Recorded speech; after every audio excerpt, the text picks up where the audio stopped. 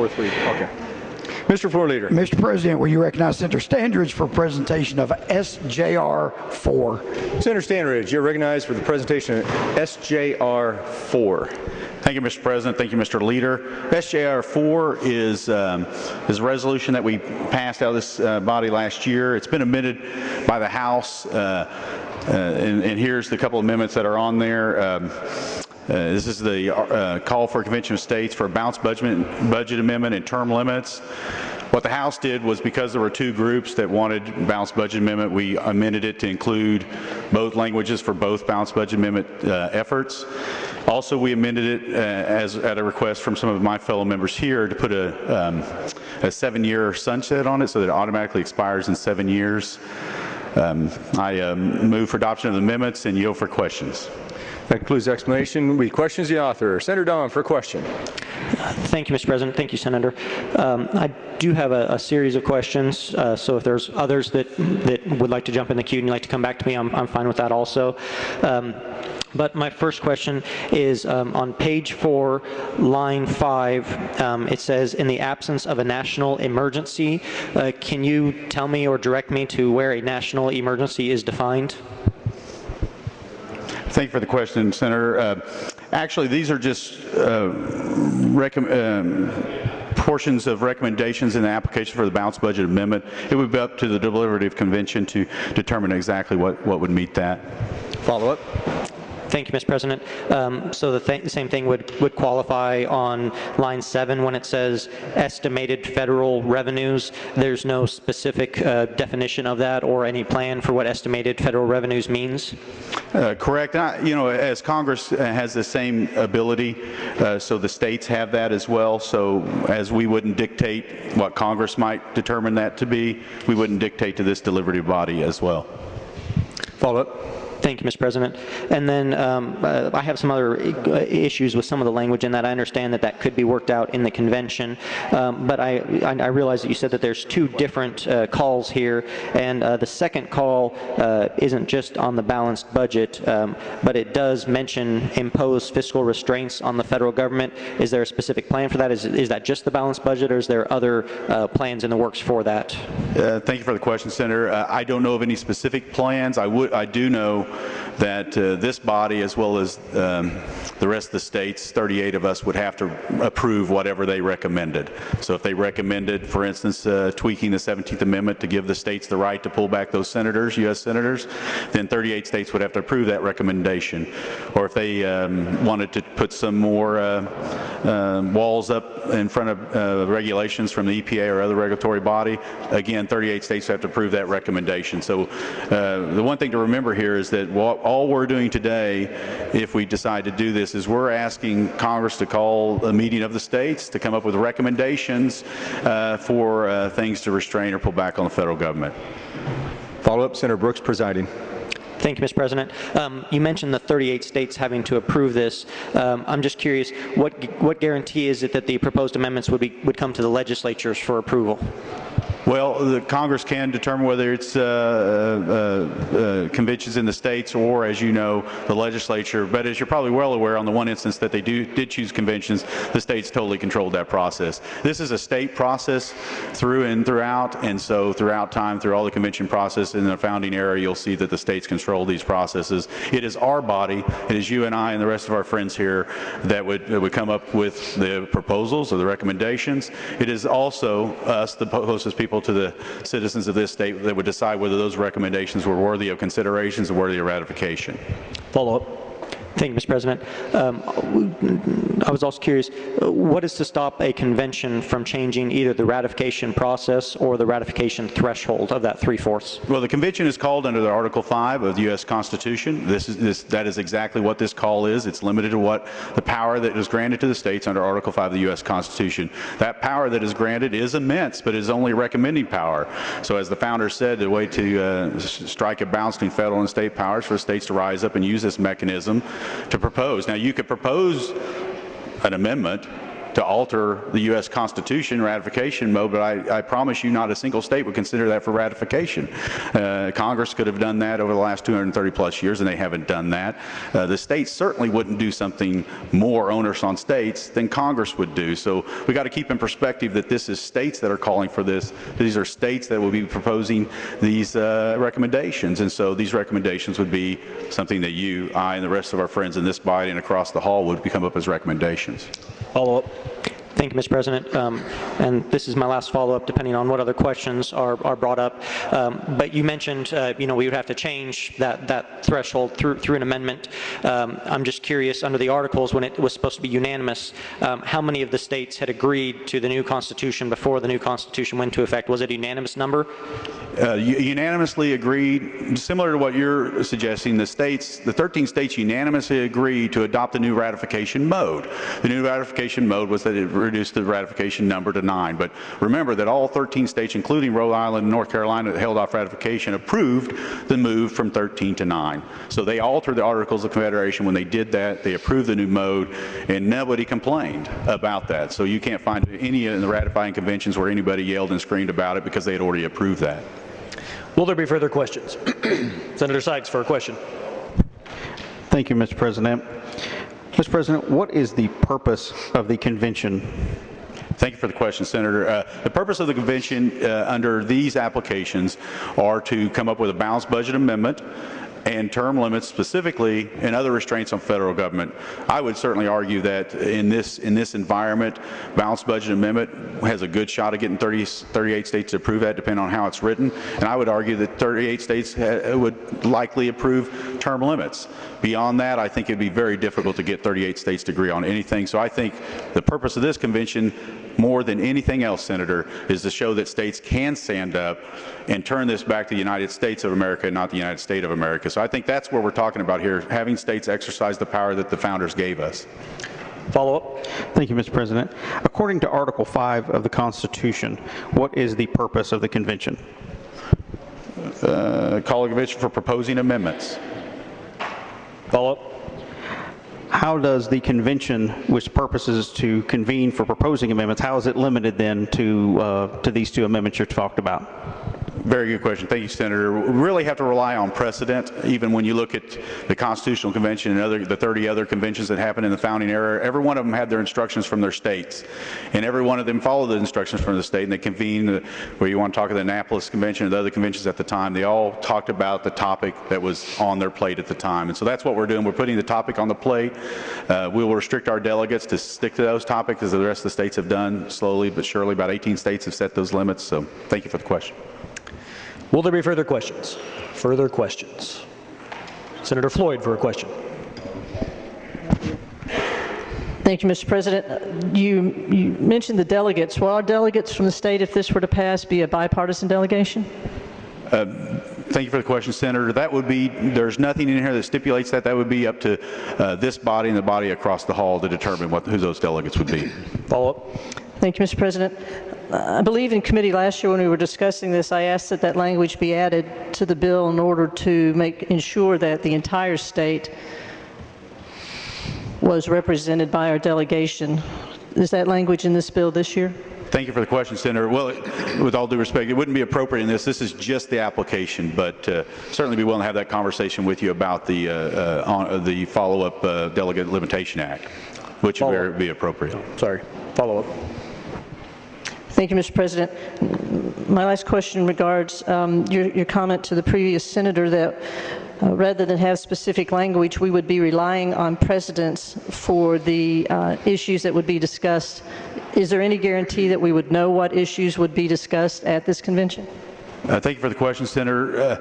Well, what we can't do is we can't change Article 5 of the Constitution. I guess maybe I answer it a little differently. So Article 5 is the way it's written. It's written for a purpose. When you look at the ratifying convention or the Constitutional Convention, the debate around this measure, it was specifically done that way to allow states to deliberate and determine what proposals or recommendations they had. But each state has agreed that this application is what they're talking about. If 34 states agree that this is the subject matter of the convention, I can't imagine Oklahoma or any other state going there and say, well, wait a minute, we're going to come in here for this distinct purpose, but we're going to change our mind. I mean, that's what 34 states are agreeing on. Follow-up, Senator Floyd. Thank you, Mr. President. But there's no specific language giving them that direction. Is that correct? There is in our application a specific language limiting to the topics at hand. Follow-up. On page 4, line 17, which is section 4, it says this application is to be considered as covering the same subject matter as the presently outstanding balanced budget applications from other states. And then it lists Alabama, Arkansas, just to name a few, Mississippi, Tennessee. Has the author actually read the applications that have been submitted by these states? Not in detail, but I have read the summary of each of these, and they're all within the same vein. They are all calling for a convention specifically for a balanced budget amendment. So they're, the detail of them, I can't say that I have, but I have looked at the summary of all those states, and they're all in the vein of balanced budget amendment. Will there be further questions? Further questions? Seeing none, will there be debate? Senator Sharp for debate. Thank you very much, Mr. President, Mr. Floor Leader. If you will indulge me just a few minutes here, I would like to explain a few things. Some of you, it's been a while since you've had a history lesson as to what happened. But if you'll give me just a few minutes here, of course, the Revolutionary War was fought from 1775 to 1782 against an autocratic dictator who basically assumed power under the divine right of kings. They had all power. And, of course, through heavy taxation and through oppression of rights, we had, of course, the American Revolutionary War. During that time, the Second Continental Congress assumed power and as the first legitimate government of the United States. During the Revolutionary War, they wrote the very first Constitution called the Articles of Confederation that took us from basically a unitary form of government with an all-powerful king to the exact opposite to a confederation government, whereas in this particular case, the 13 states would have power. Again, it's the exact opposite of the unitary government. The problem is with this Articles of Confederation after the Revolution, when it was implemented in 1782, it had no president, it had no army, it had no control over interstate commerce, it had no judiciary, it had tremendous problems. In 1785, the two states of Virginia and Maryland was about to go to war over interstate commerce. George Washington invited them to his house there at Mount Vernon, and there under his watchful eye, he was able to work out commerce disputes between Maryland and Virginia. It's called the Mount Vernon Accord. Maryland is so tickled to death that they were able to settle this that they call for an Annapolis Convention to be held 1 year later, of which to settle border disputes, interstate commerce disputes with their four surrounding states. James Madison, a member of the Virginia House of Burgesses, said, well, let's, instead of just settling these disputes among the 5 surrounding states, let's invite all 13 states to this Annapolis Convention, whereas we can work out our differences, which the Maryland said, okay, so all 13 states were invited to the Annapolis Convention. Unfortunately, only 5 of them showed up. So therefore, that Annapolis Convention was a disaster. But what they agreed upon is 1 year later, let's meet in Philadelphia, give the states more time of which to show up, and there we will meet of which to revise the articles in the area of interstate commerce. Of course, you had Shays' Rebellion, which pointed out the problems of the Articles of Confederation through taxing and confiscation of property. So when Congress, under the Articles of Confederation, after the Shays' Rebellion, said, okay, they gave their endorsement to this meeting in Philadelphia, which to revise the Articles of Confederation. When they got there, they decided, within the first hour, John Randolph decided there were so many problems with the Articles of Confederation that he moved of which to adjourn that meeting, of which to call for a brand new meeting, of which to create a new Constitution. Immediately, they selected George Washington to be the president of the Constitutional Convention, and immediately they boarded up all the doors and all the windows of Philadelphia Hall.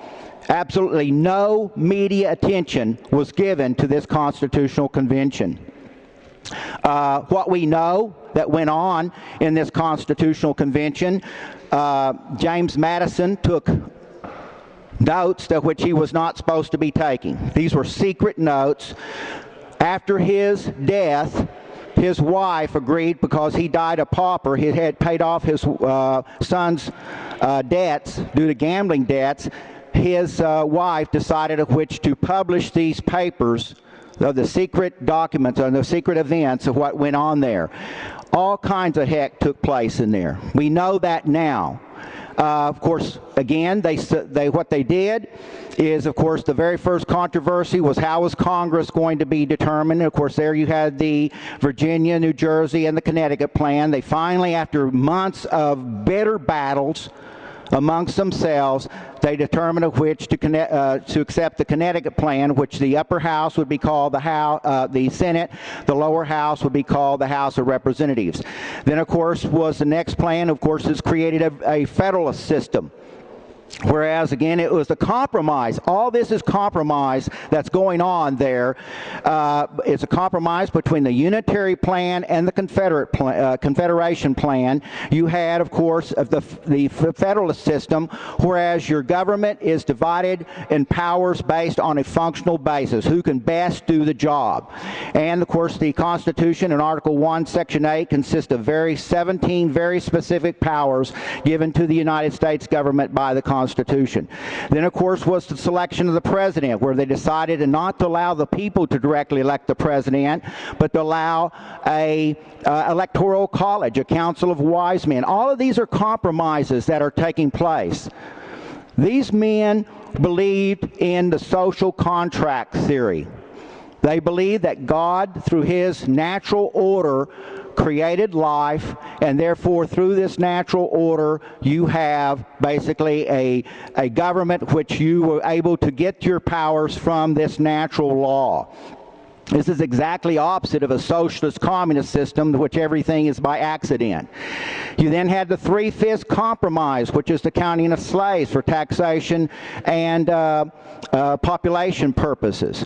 I mean, these individuals who met there did all of this in a boarded room, Independence Hall, of which absolutely no one knew what was going on in this convention until well after the convention. They then came up with a compromise on how the Constitution was to be ratified. Now again, here you're going to have an illegitimate body, and that is the Constitutional Convention. They were not there which to be writing a brand new Constitution. They were there of which to revise the Articles of Confederation, coming up with an illegitimate document, which was the Constitution of the United States, and then they came up with an illegitimate method of which for it to be ratified, and that is through state conventions, because each state had a legitimate body, their legislature. Now, how were they able to get away with this? And there's one, historians say there's one reason and one reason only they were able to get away with that, and that is George Washington. George Washington was the president of the Constitutional Convention. When people kept clamoring, said, what's going on here?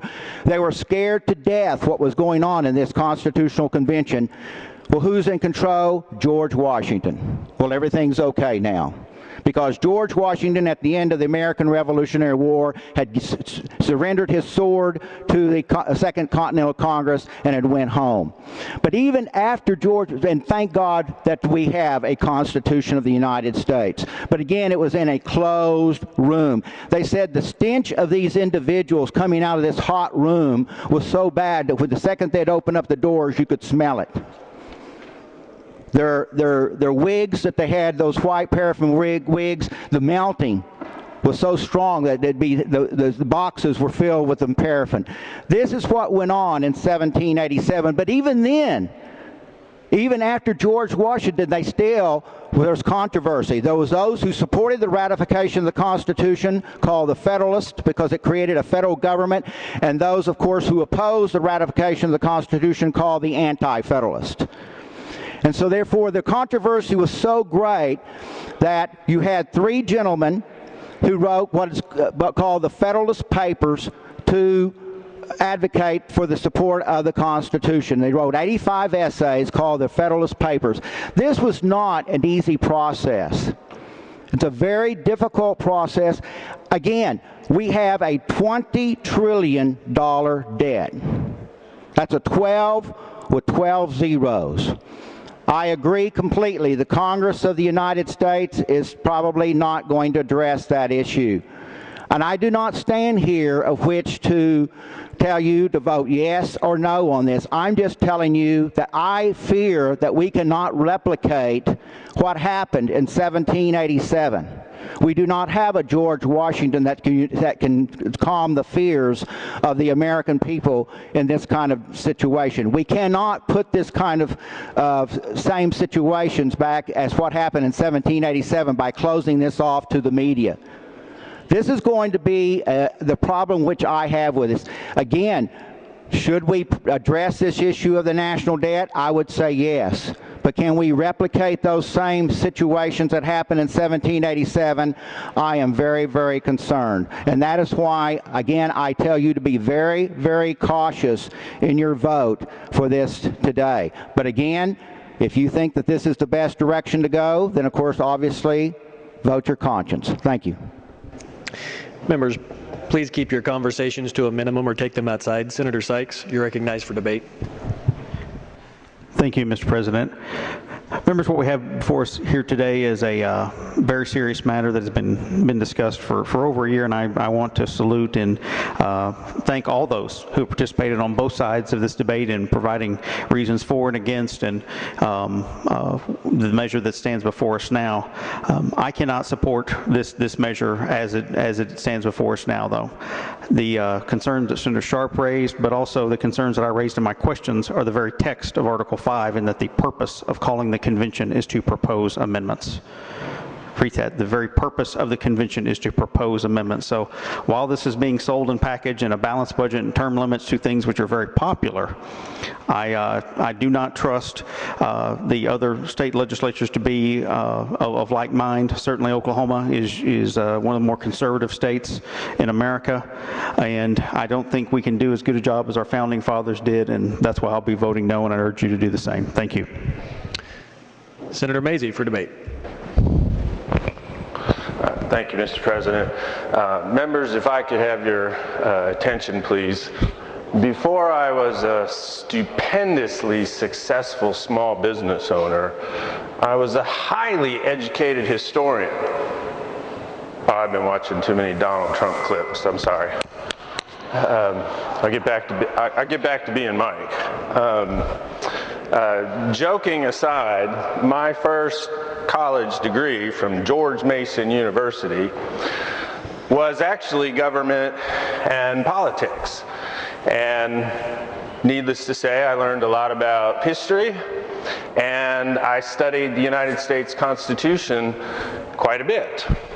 I then went on to finance, business, financial planning education, and hopefully became an expert in that arena. So, for better or for worse, I am a freak of nature. I love history and economics. And so, if you'll indulge me for a couple minutes, I'd like to first start with a little bit of an economic perspective on this very important issue. The facts as we face them today indicate that the United States of America is on a path to financial ruin. Our wonderful country could end up like the Roman Empire, which far outstretched its capacity and its ability to spend. Our country could end up like modern-day Greece, which has experienced skyrocketing inflation, massive unemployment due to gargantuan debts and spending for everything the politicians and the lobbyists could come up with. And so here in America, it is estimated for the calendar year 2015, actually that's the fiscal year 2015, your United States government will collect $5 trillion in taxes. But that's not enough to pay our bills. We still have to borrow almost $500 billion in taxes just to sign all the checks. So we've hit $19 trillion in total debt. We're headed quickly to $20 trillion in total debt, and the financing costs are clicking away at high speed faster than you can count. Inevitably, what that dangerous scenario will result in, unless we take action, is a financial calamity that could make the 70s and that high interest rate scenario rather tame, and it could literally propel us into what Greece has already experienced, what Venezuela has already experienced, what Argentina has already experienced, what Spain has already experienced. Out of control debt, out of control spending, economies that are suffering 25 to 35% unemployment, and the value of their currencies has totally collapsed. For your kids and my kids, if that danger develops, they will experience a 25 to 50% decrease in the standard of living that you and I now enjoy. So now let's talk a little bit momentarily about history, which you've heard some of today, but I fear you have gotten an incorrect interpretation. There's this misguided notion that history could repeat itself and a convention of states could run away with the process and cause our beloved Constitution irreparable harm because supposedly the Constitutional Convention of 1787 was illegitimate. That is inaccurate according to the true facts of history. And in spite of what you heard, the Constitutional Convention of 1787 was not a process started by the existing Congress and then morphed into something completely unintended. The process actually started at the state level, like we are discussing today, and every student of history should know that instructions for the delegates came from the states via the Annapolis Convention that Senator Sharp alluded to. Congress did not endorse this convention on February 21st, 1987, as some suggest, but it did purport to call the convention and give instructions to the delegates. Therefore, this fictitious idea that some have been told is just false and inaccurate. The truth is that 7 state legislatures, yes, state legislatures, agreed to send delegates to the Constitutional Convention prior to the time Congress acted to endorse it. Ultimately, 12 states appointed delegates, and these states did not instruct their delegates to merely amend the Articles of Confederation. The goal was to, quote, go render the Constitution of the federal government adequate for the exigencies of the Union. There was no runaway convention, as some mistakenly suggest. We have proof of this in Federalist 40, whereby James Madison documents that the delegates from all 12 states delegates properly followed the directions they were given by each of their states, just as we're proposing today. Those who claim to be constitutionalists, who conclude that the Constitution was illegally adopted, are undermining the true facts of American history. But Mike, you say, Maybe the process before wasn't a runaway convention, but I don't trust the delegates to attend a convention of states that could still turn into a runaway convention and wreck the Constitution I hold so dear. But an article convention is limited to proposing amendments. It is essentially a recommendatory body. It cannot ratify its own proposals. It is a limited purpose committee intended to give the states the ability to propose particular amendments that Congress never would. After that comes the ratification process. 3/4 of the states, as you've heard, an important check and balance, must approve the proposed amendments to our Constitution. If the convention turns out to do a bad job or run away with too many changes, there's just no way the 38 states, 38 bodies like you, are going to ratify something stupid. So, as our country barrels down this irreparable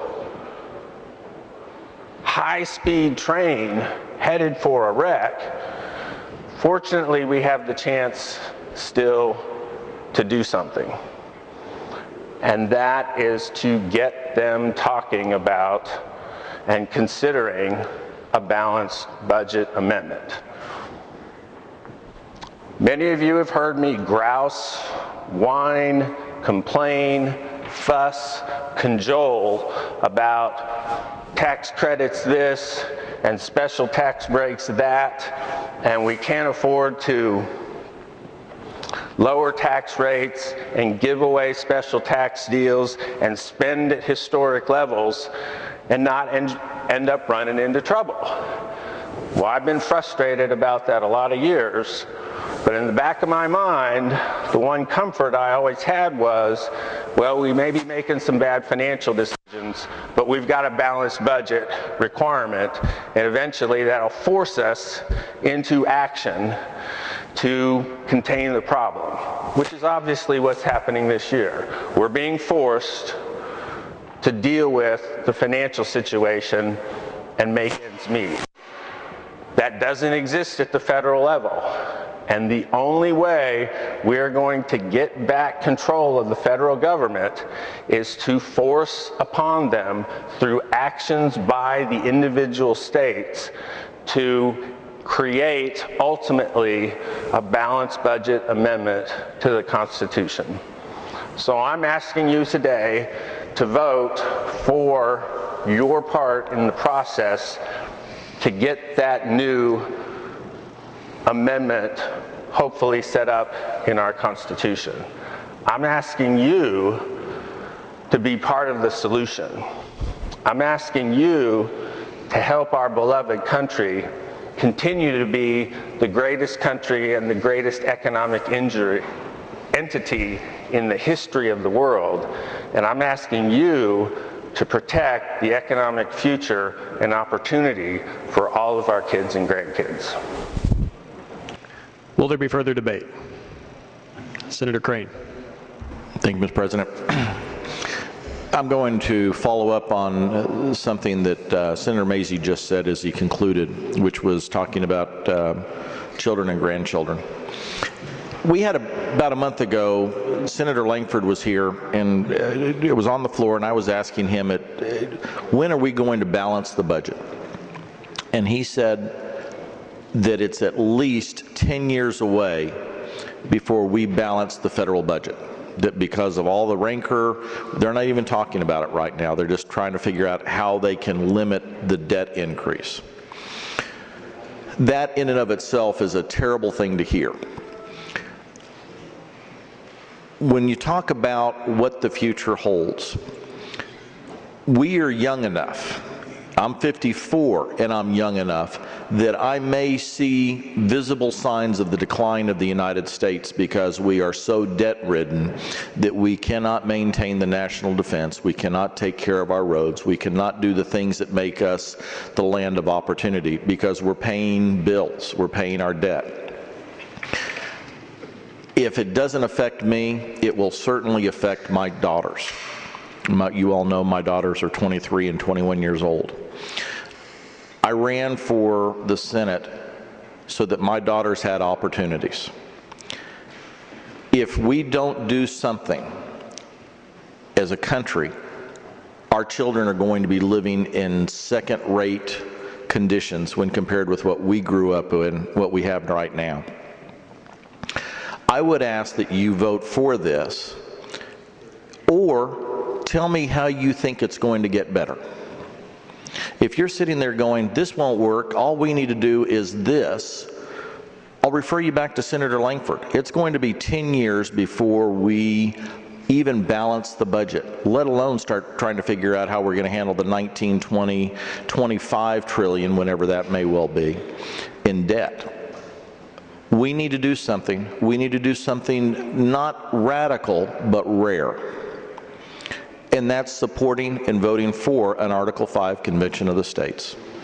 I would encourage, I would ask, and I would plead that you vote for this. Thank you. Senator Newberry for debate. Thank you, Mr. President. Members, you know, we have, the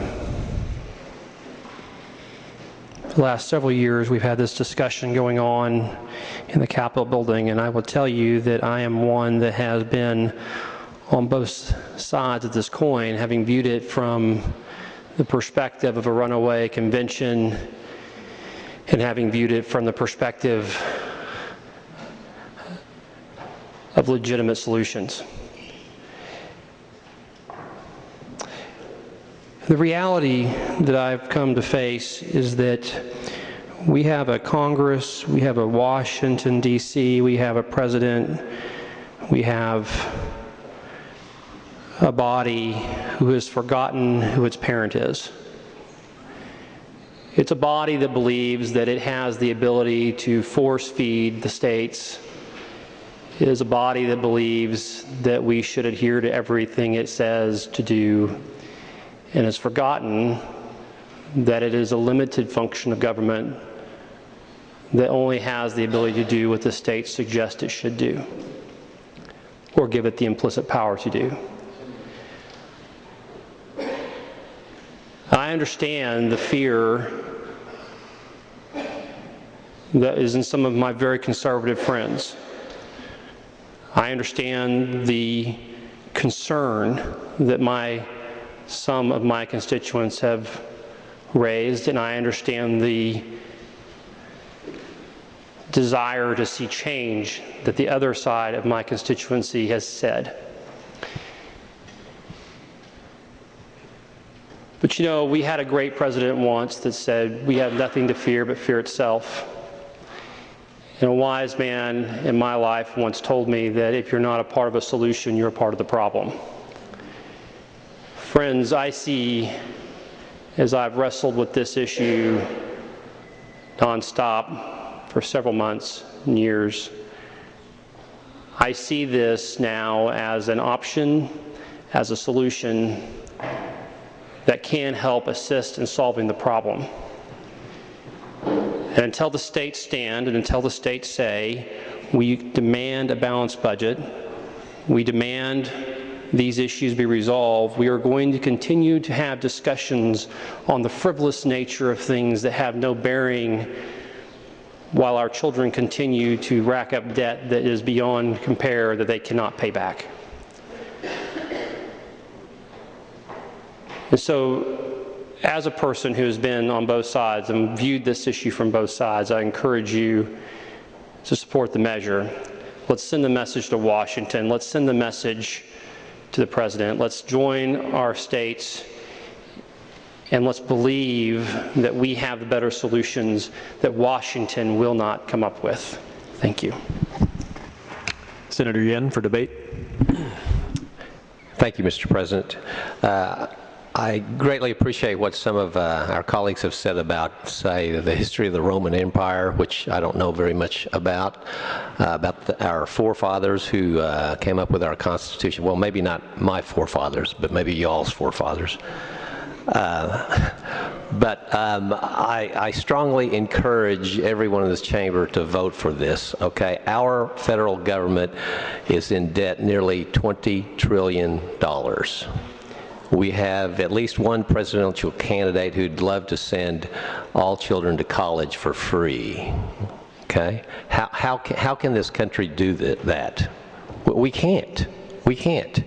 And we do not want to go down the road that Greece has gone down.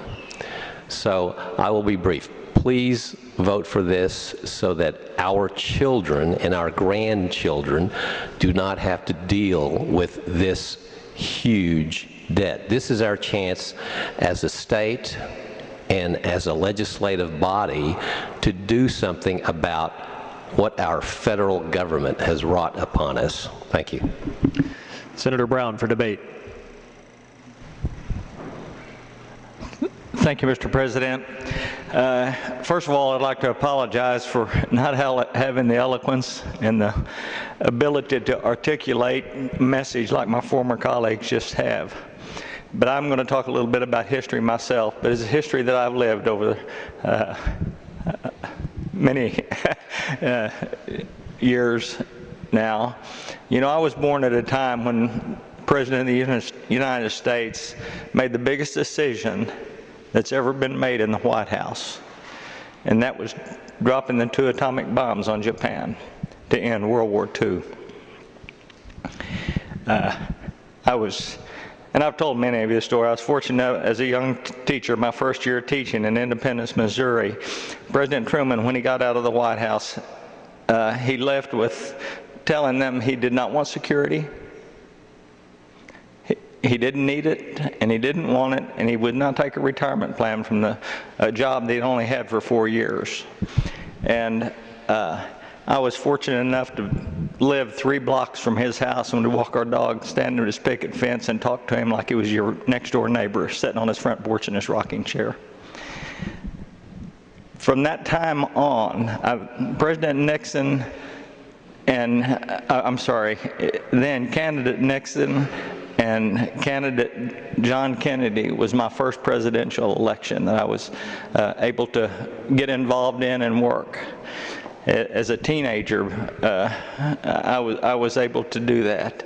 We came through a time after World War II of these men coming back from World War II, working in manufacturing jobs, proud of their country and what we did in our country during that period of time. Young man, Billy Graham, was sweeping the nation.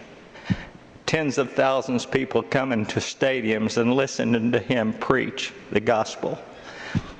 Probably became one of the most famous men in history during that period of time. And you saw from in the 60s, living through Woodstock and all of that time, many of you that are older might remember some of those times. I couldn't understand why they were doing it or what they were doing, but we did live through it. And we saw America changing, and changing a lot. We looked at the next generations, or the next presidency, and on down. And it didn't matter who was in office. We saw a declining of America as we knew it. We look back at it now, and as Senator Mazie had mentioned some of the things that have taken place in our budget and things, we're at a place right now where 51% of the people in America today are taking some type of government subsidy, and I don't count Medicare and Social Security as a subsidy. We paid for that.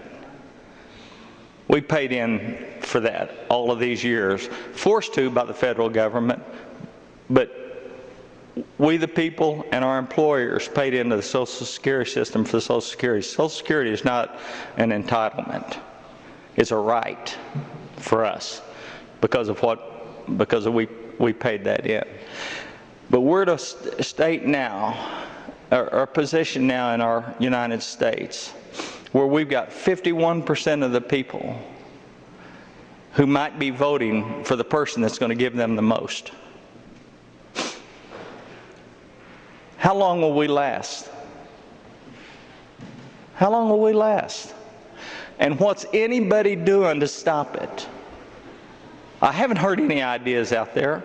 You know, we elect people, but they go up there. In 1994, we saw the biggest change in government in history in 1994 when the Republicans took over the Senate and the House and in Washington. And they did it on a contract for America, a 10-point contract that included a balanced budget. It included term limits.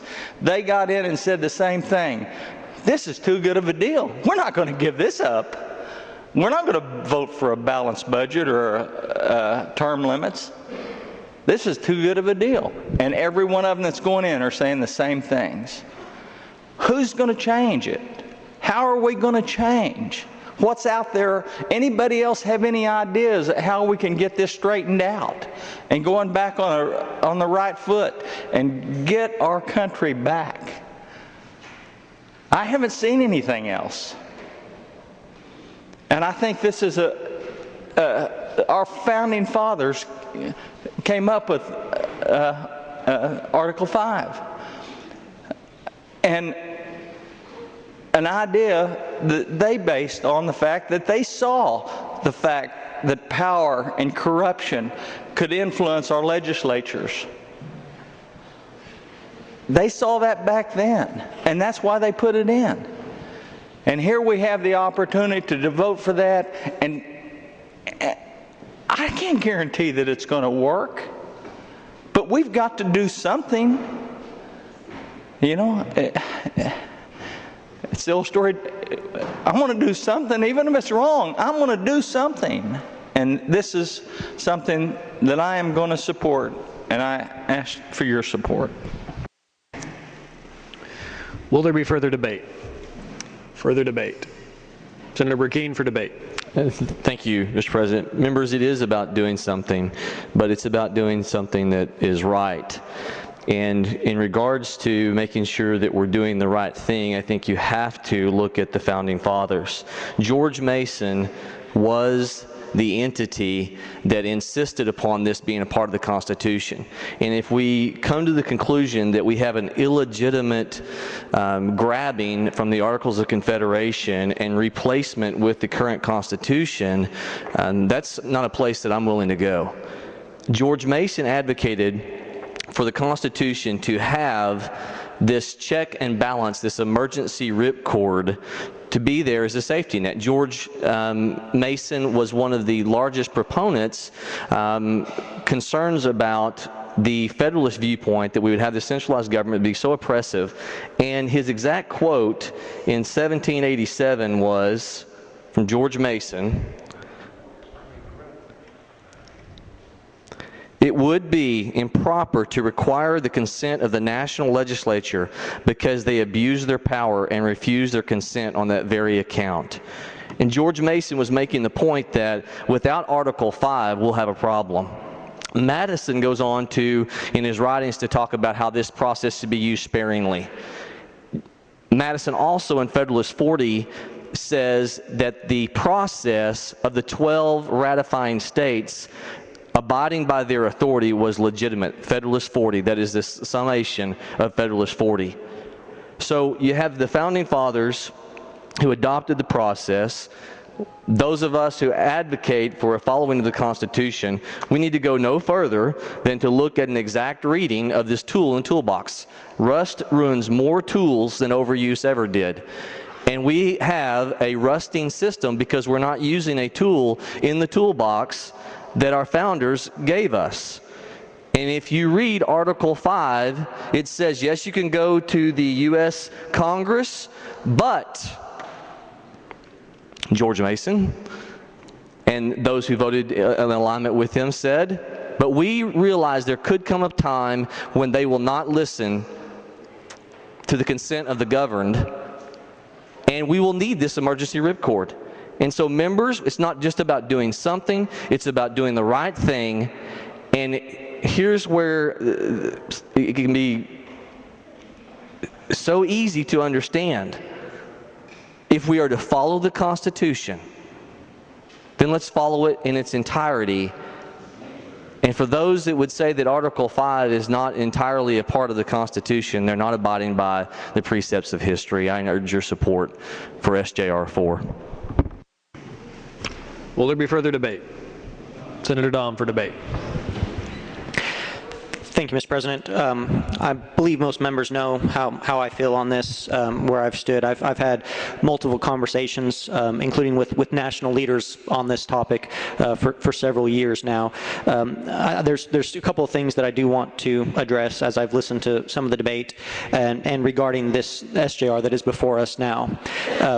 I have issues with the language as written. For one thing, in my questions, I asked about the definition of national emergency, of the estimated federal revenues.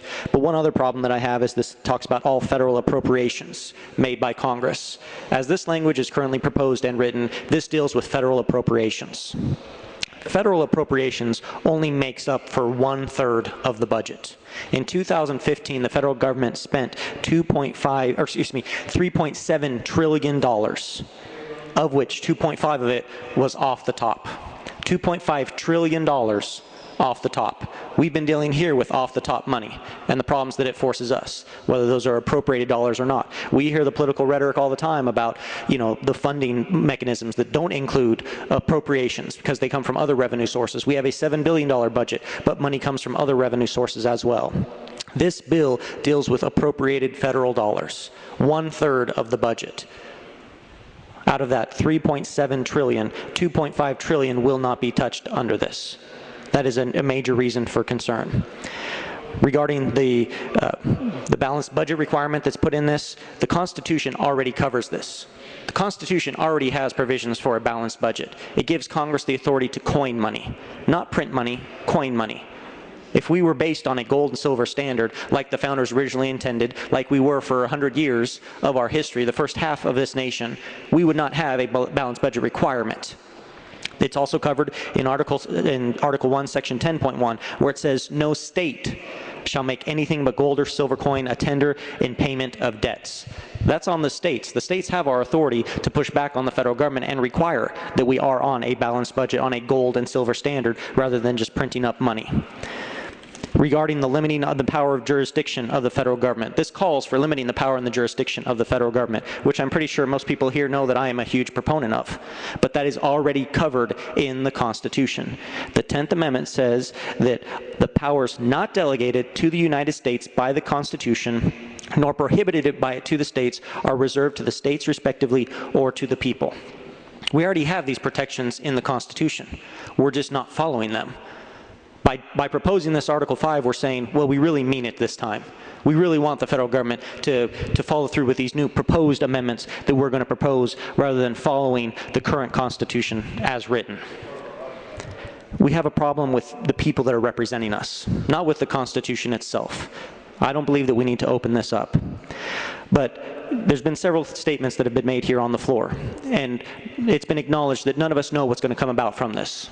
What's going to happen if we open up this can of worms? What's going to take place? I agree with term limits. I agree with these things. I agree with the balanced budget. I believe that the Constitution already covers it.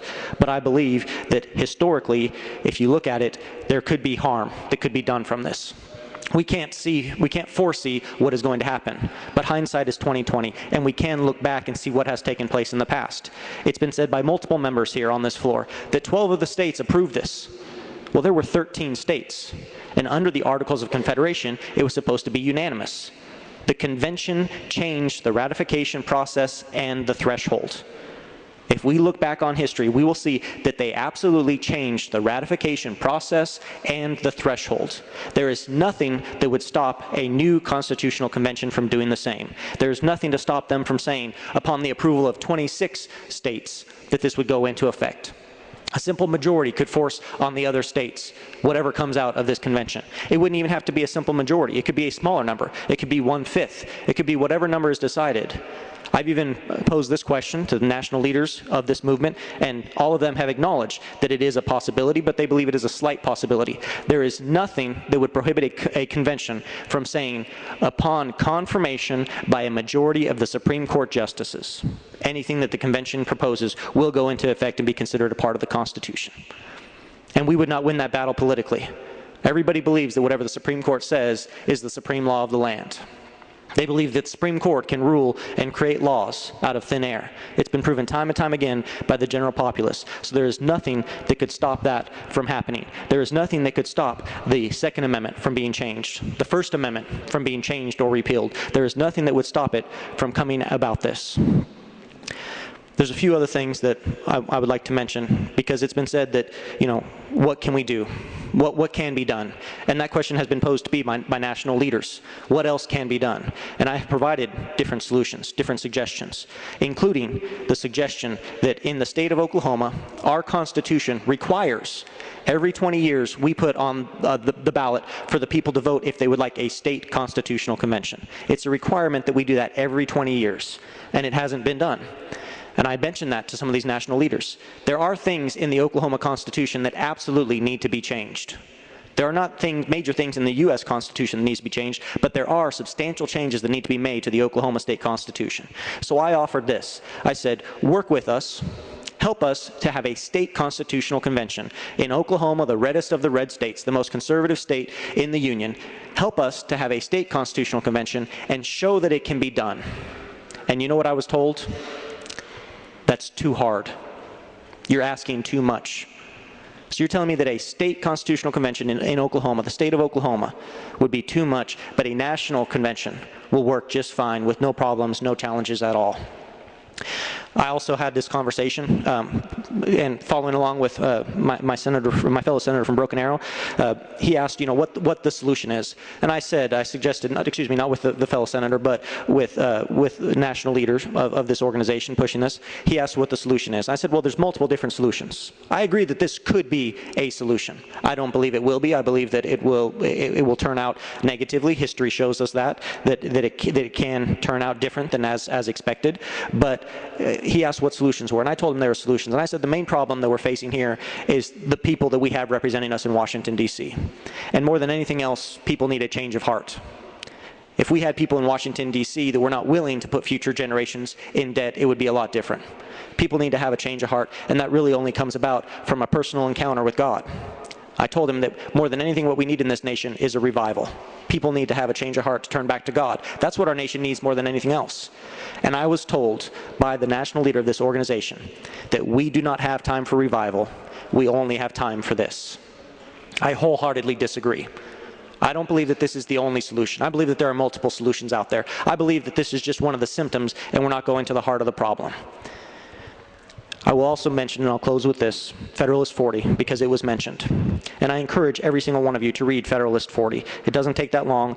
It is James Madison addressing the concerns about how they changed the threshold, about how they changed the ratification process. And this is how he closed it. He said, and let me read it right here, that if they had exceeded their powers, they were not only warranted, but required. If the delegates had exceeded their powers, they were not only warranted, but required, as the confidential servants of their country, by the circumstances in which they were placed, to exercise the liberty which they assume, and that finally, if they had violated both their powers and their obligations in proposing a constitution, that this ought nevertheless to be embraced, if it be calculated to accomplish the views and happiness of the people of America. Throughout Federalist 40, he says the ends justify the means. He says that over and over again. He says it right there, that they were required to do it because of the happiness of the people of America. You cannot tell me that if this comes about, that there is a proposal to change the Second Amendment to the United States Constitution for the safety of the people, for the safety of the children, that if it goes to conventions of the states, that it will not pass. Look at history. The 18th Amendment, prohibition, was ratified by the legislatures. Congress gets to decide the ratification process. They sent prohibition to the legislatures because they did not believe it would pass. When it did pass, they finally, in the 21st Amendment, which repealed prohibition, they sent it to conventions in the states because they knew the people would undo what the legislatures had done. Congress gets to decide whatever comes out of the ratification process. If it's something good, they get to decide. If it's something bad out of the convention process, they get to decide how it is sent to the people in conventions or to the legislatures. We do not have control. We will cede our authority. I encourage you, I admonish you, please vote no. Let's continue to work as a state to better our state and work with the federal government to put them back within the powers that they have, but regaining the rights and powers that we have as the state and the people. I encourage you to vote no. Will there be further debate? Will there be further debate? Senator Standridge, would you like to close debate? Yes, thank you, Mr. President, and thank you for your patience and indulgence on this issue. Very important issue. I'm no pontificator, but there's no doubt that this stirs our political soul. When you're back in your districts and we're talking to our constituents and citizens of Oklahoma, I hear the same thing. I guess you guys hear the same, is we need a change. And what is that change about? It's almost always about the federal government. I mean, they have us like a puppet on the string, and that wasn't ever the way it was intended to be. Our founders, gave us mechanisms. They gave us the 10th Amendment, but then they took it back away. So we have to stand up as states. That's what this movement is about. It's not about, taking away freedoms. It's not about, these are people like myself, people of faith that are standing up around the nation and saying, the leaders of this cause I know are men and women of faith. So these are people of faith that are looking at this problem and trying to find a cooperative way of tackling it. We have a runaway debt. We have entitlements out of control. We have bureaucracies, regulations out of control. So our question that our citizens put to us is, how are you going to fix it? They don't care. They don't want to get in the weeds and wonder how it's going to get done. They don't care if we say, well, the state can't control that. They elect us because they want us to make a difference. And today we're given a rare opportunity to actually pull the federal government back in line a little bit. Several things were mentioned. I want to address all of them. I definitely don't think the greatest governing document in the world is illegitimate. I disagree with that. I hope others disagree with that. But one thing that was mentioned in the Annapolis Convention, I've studied this at length, and I'm very intrigued by this because that actually, several points were made about the fact of the subject matter. The Annapolis Convention specifically did not take on adjusting or coming up with a constitution to render it adequate to the exigencies of the nation because they weren't entrusted to do that. The commissioners to the Constitutional Convention in 1787 were given the commission to do that. The 13th state to ratify the Constitution has been mentioned several times, Rhode Island. Yes, they were very reluctant in ratifying. They did approve the new ratification mode of 9 states, however. But one thing that's very interesting, one of the most moving things that I've read in the ratification process of the Constitution, in that final time, this is the second time they've tried to ratify the Constitution, and a Revolutionary War hero by the name of Colonel William Barton stood up. And he said, we need to ratify this Constitution. And they said, why would you, such a Revolutionary War hero and somebody that's been against this the whole time, why would you now have a change of heart? He said, it's because of this provision in Article 5, and he specifically said, these words should be written in letters of gold. The provision in Article 5 to give the states the ability to adjust the Constitution as we have to give women the right to vote and to hold office, to make sure that we don't have slavery in this nation anymore, and other corrections that we've made through the 200 plus years we've been around. So although the document is the greatest governing document the world has ever known, nothing's perfect. Men created this, and men must adjust it as we move along. I encourage your vote today. I appreciate your indulgence and patience. My closing probably went longer, 10 times longer than I've ever closed. I appreciate your patience, and I would greatly appreciate your support of this SJR 4. Thank you. That concludes debate. Senator Standridge now moves adoption of House amendments. All those in favor, please indicate by saying aye. Aye. All opposed, nay. The ayes appear to have it. The ayes do have it. The amendments are now adopted. The bill is now before you on 4th reading and final passage. Will there be additional debate on the measure? Will there be additional debate? Senator Mazie for debate. Thank you, Mr. President. I feel the need to clear up a couple of things that were said in debate from an economic and a financial perspective. First, it was pointed out that there's maybe this notion that the language isn't written appropriately because there's a reference to requiring that in the absence of a national emergency, the total of all federal appropriations made by the Congress for any fiscal year may not exceed the total of all estimated federal revenues. This is an application that says, go talk about this subject. It isn't the exact wording that will be part of a balanced budget amendment.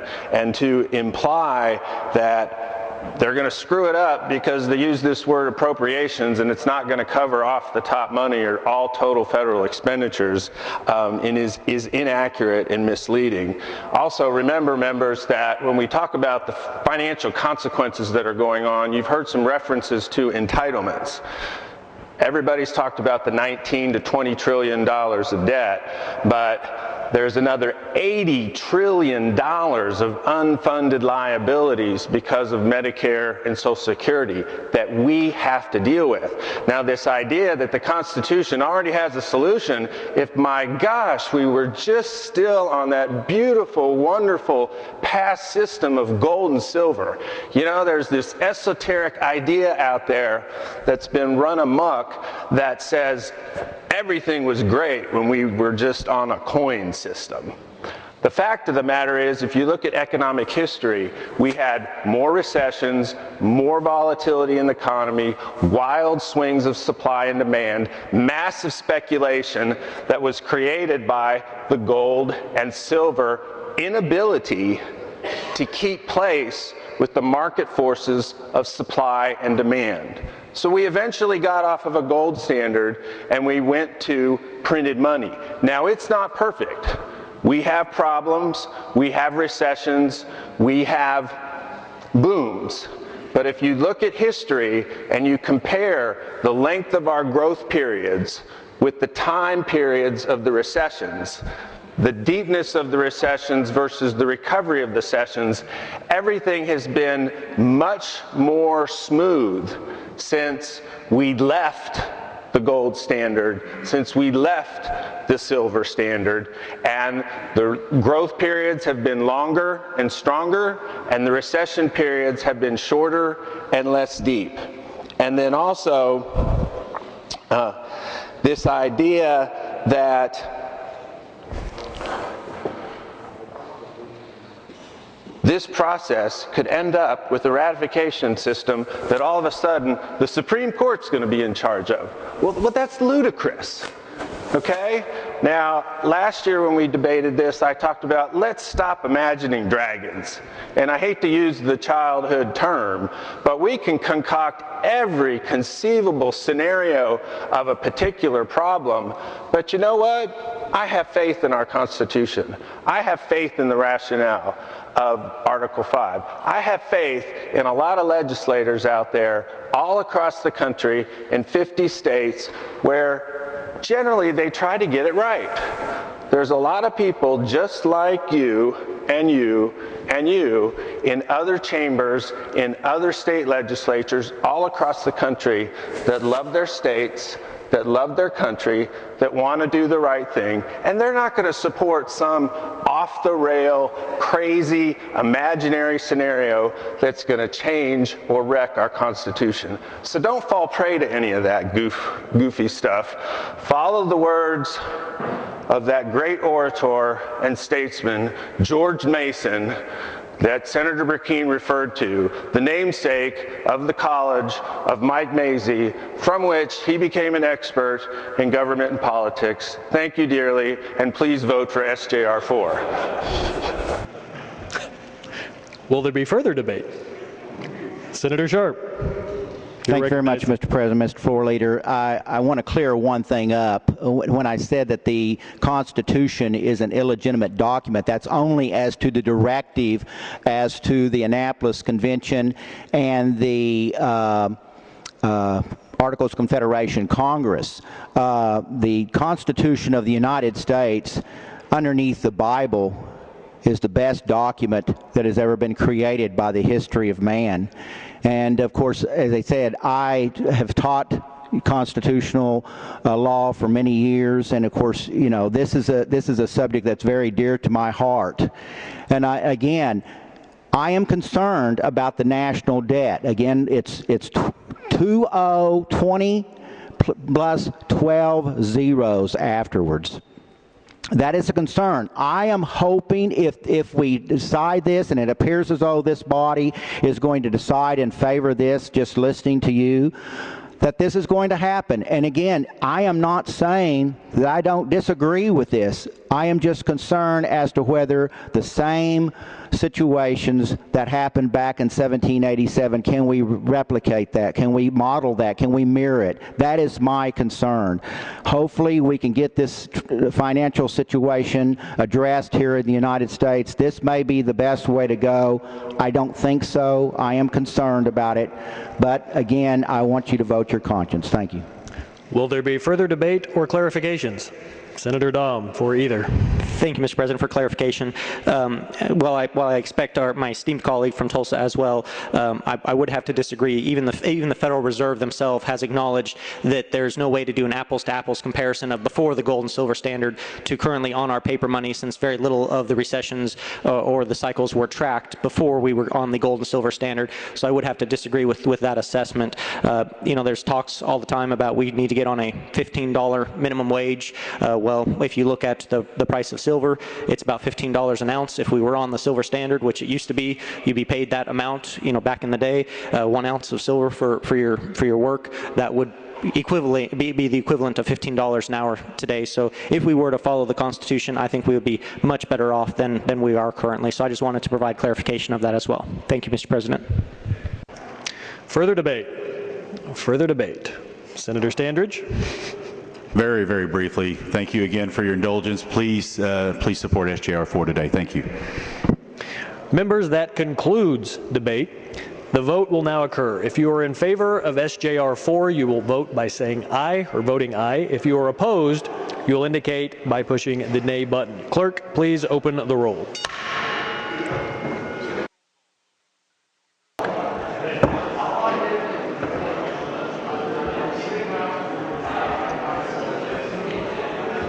Close the roll.